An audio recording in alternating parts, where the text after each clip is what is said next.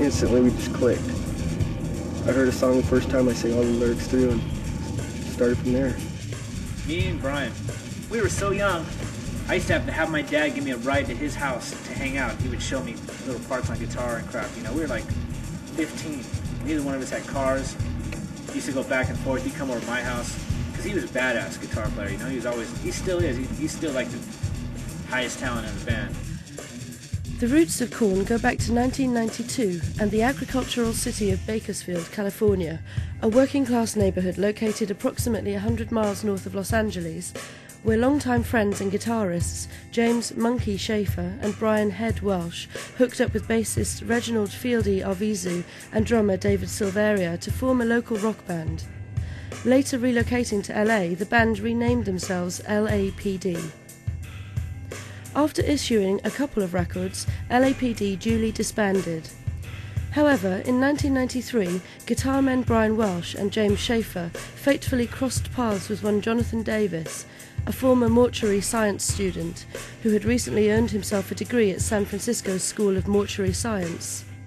Davis was moonlighting at the time as the lead vocalist for a local group by the strange name of Sex Art, a band with which the soon-to-be Korn frontman's tenure had been short-lived.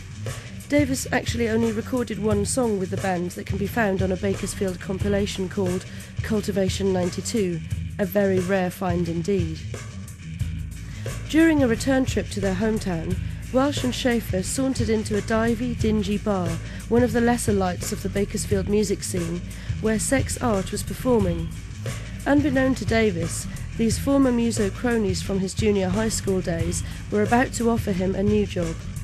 Though they didn't regard the band that highly, Sex Art had in fact been described in the local press as a bit of a dull-assed combo.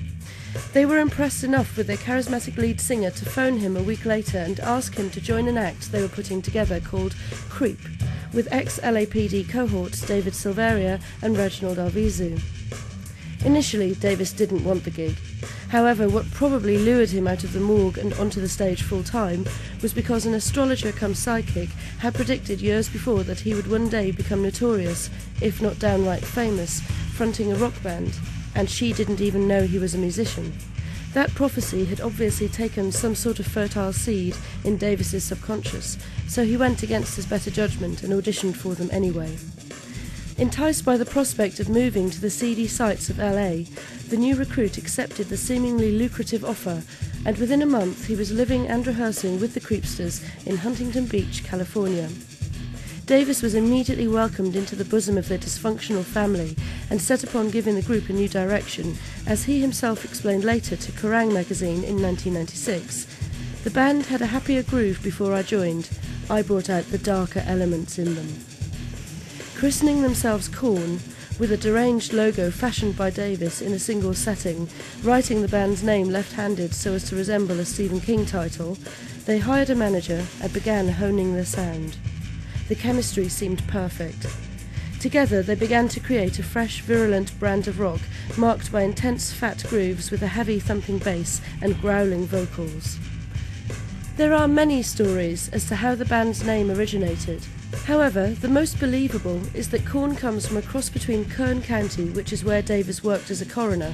From that came Korn.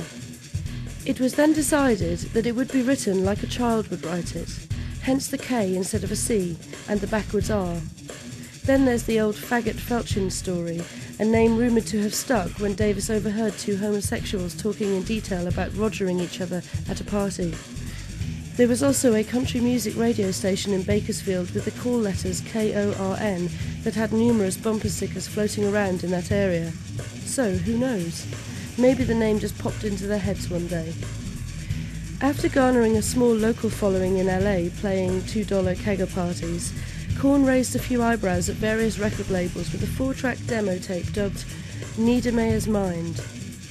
Lucrative offers soon came from the likes of Atlantic and RCA, but, although appealing, there was always a lingering fear within the ranks of having to conform to a label's needs or commercial desires, rather than being able to do what they wanted creatively. Eventually, it was executives at the tiny Immortal label, a division of Epic Records, who won the band over with their enthusiasm.